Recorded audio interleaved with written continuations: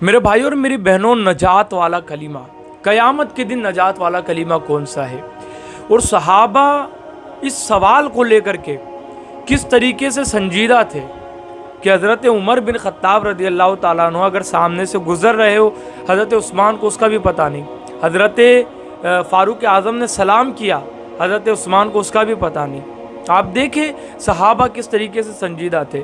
اللہ کے رسول صلی اللہ علیہ وسلم ظاہری طور پر اس دنیا سے کوچ کر گئے، حضرت ابو بکر صدیق رضی اللہ تعالیٰ عنہ پہلے خلیفہ بنے، اور دور صدیق ہے، دور صدیق اکبر رضی اللہ تعالیٰ عنہ ہے۔ حضرت عمر بن خطاب بھی حضرت صدیق اکبر کے دور میں ہے، حضرت عثمان غنی بھی ہے، حضرت مولا علی بھی ہے۔ چاروں اصحاب حضرت رسول پاک علیہ الصلوۃ والسلام کے وصال کے بعد موجود ہے، اور پہلے خلیفہ حضرت ابو بکر صدیق ہے۔ اب ہوا کچھ یوں کہ حضرت عثمان غنی رضی اللہ تعالیٰ عنہ ایک جگہ بیٹھے تھے اور گہری سوچ میں تھے، کچھ سوچ رہے تھے۔ اللہ اکبر! دیکھو، گہری سوچ کے اندر جب آدمی ہوتا ہے تو وہ آدمی سمجھو دنیا سے کٹا ہوا ہوتا ہے، وہ اپنی دھن میں ہوتا ہے، اس کو باہر کیا ہو رہا ہے، کیا چل رہا ہے، کون آ رہا ہے، کون جا رہا ہے، پتہ نہیں چلتا۔ ہمارے ساتھ بھی کئی مرتبہ ایسا ہوتا ہے کہ جب ہم کسی بات کو لے کر کے بہت زیادہ گہری سوچ میں ہوتے ہیں تو کوئی معاملات ایسے ہو جاتے ہیں جس کی وجہ سے غلط فہمیاں جنم لیتی ہے۔ اگر کوئی بندہ گزرا، سلام کیا اس نے، اور ہم گم تھے سوچ کے اندر، ہمیں پتہ ہی نہیں چلا، تو یہاں پر غلط فہمی کی، نا اتفاقی کا وہ بندہ شکار ہو جاتا ہے۔ ہوا کچھ یوں کہ حضرت عثمان غنی بیٹھے تھے، سوچ رہے تھے کچھ، حضرت فاروق اعظم کا گزر ہوا۔ حضرت فاروق اعظم نے، حضرت عمر بن خطاب نے سلام کیا حضرت عثمان غنی کو۔ حضرت عثمان غنی کو جب سلام کیا تو حضرت عثمان غنی کو نہ سلام کا پتہ چلا، نہ حضرت فاروق اعظم وہاں سے گزرے اس بات کا پتہ چلا۔ اب وہ اللہ والے لوگ تھے، بڑے لوگ تھے، بڑی سرکاریں تھی۔ ہمارے آج کل کا اگر بندہ کوئی ہوتا تو وہ برا لگا کر کے بیٹھ جاتا، اور اسی بیس پر نہ جانے کتنی غلط فہمیاں پیدا ہو جاتی اور دو رشتوں کے اندر خرابی پیدا ہو جاتی۔ لیکن وہ اللہ والے تھے، وہ نا اتفاقیوں کو بیچ میں آنے ہی نہیں دیتے تھے۔ انہیں فکر آخرت کی ہوتی تھی، دنیا کی فکر نہیں ہوتی تھی۔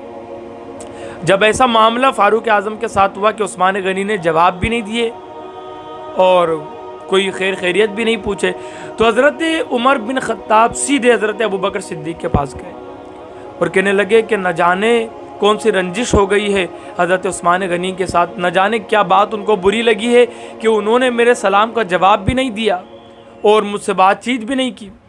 تو حضرت ابو بکر صدیق رضی اللہ تعالیٰ عنہ نے حضرت فاروق اعظم کو ساتھ لیا اور حضرت عثمان کے پاس پہنچے۔ اب حضرت عثمان غنی کے پاس جب پہنچے تو حضرت عثمان غنی سے حضرت ابو بکر صدیق نے سلام کیا، جواب دیا انہوں نے۔ فاروق اعظم نے سلام کیا تو پھر انہوں نے جواب بھی دیا فاروق اعظم کو۔ تو حضرت ابو بکر صدیق سمجھ گئے کہ کچھ معاملہ ضرور ہوگا، ہو سکتا ہے کہ حضرت عثمان گہری سوچ میں ہو۔ وہ سمجھ گئے تھے معاملہ، کیونکہ اب جواب دیا نا حضرت عثمان غنی نے دونوں کے سلام کا۔ تو حضرت ابو بکر صدیق نے سوال کیا کہ عثمان آخر کیا بات ہے؟ عمر تمہارا بھائی تمہارے پاس سے گزرا، تم کو سلام کیا تھوڑی دیر پہلے، تو تم نے جواب نہیں دیا، کیا تم کوئی گہری سوچ میں تھے؟ تو حضرت عثمان نے جواب میں کہا، امیر المؤمنین مجھے تو خبر ہی نہیں ہوئی کہ عمر میرے پاس سے گزرے اور مجھے سلام کیا۔ حضرت عثمان نے کہا کہ مجھے خبر ہی نہیں ہوئی اس بات کی کہ میرا بھائی عمر میرے پاس سے گزرا اور اس نے مجھے سلام کیا، اگر خبر ہوتی تو میں ضرور سلام کا جواب دیتا۔ تو حضرت ابو بکر صدیق نے کہا کہ تم کوئی گہری سوچ میں ہوں گے، شاید کیا سوچ رہے تھے؟ تو حضرت عثمان نے کہا کہ ہاں امیر المؤمنین میں گہری سوچ میں تھا، اور میں یہ سوچ رہا تھا کہ رسول پاک صلی اللہ علیہ وسلم تو وصال کر گئے، ایک سوال پوچھنا تھا رسول اللہ سے، وہ سوال رہ گیا۔ حضرت ابو بکر صدیق نے کہا کہ سوال کیا تھا؟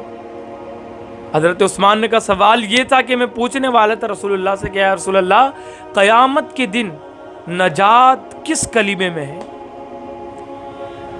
قیامت کے دن نجات کس کلمے میں ہے؟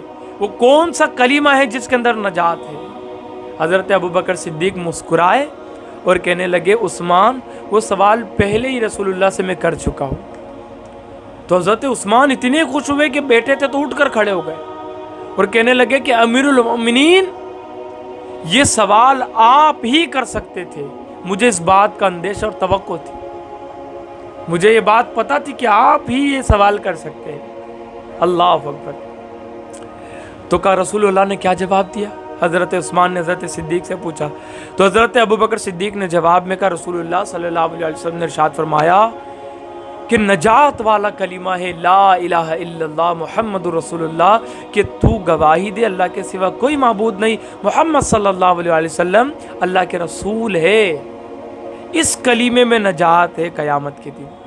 کلمہ طیبہ جس کو ہم کہتے ہیں پہلا کلمہ، تو یہ نجات والا کلمہ ہے۔ قیامت کے دن اللہ تعالیٰ اس کلمے کی برکت سے لوگوں کو نجات عطا فرمائے گا، ان لوگوں کو نجات عطا فرمائے گا جس نے اس کلمے پر ایمان لایا اور اس کلمے کو پڑھا، ورد کیا اس کلمے کا۔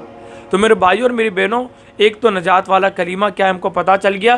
دوسری بات ہمیں یہ سبق ملا اس واقعے سے کہ نا اتفاقی اگر پیدا ہونے والی ہو تو پہلے ہی اس نا اتفاقی کو ختم کر دو، اتفاق میں ختم کر دو اس کو۔ جس بندے سے آپ کی رنجش ہونے والی ہے اس کو پہلے ہی ختم کر دو، اس بندے سے سوال کر کے، آمنا سامنا کر کے۔ بات بڑھیں گی اگر آپ اس کو اسی طرح رہنے دیں گے دل کے اندر، تو بات بڑھیں گی اور وہ بڑے جھگڑے کا جو ہے نا، بڑے جھگڑے کی شروعات ہے، بڑی نا اتفاقی پیدا ہوں گی، پھر بڑی غلط فہمیاں رائج ہوں گی معاشرے کے اندر۔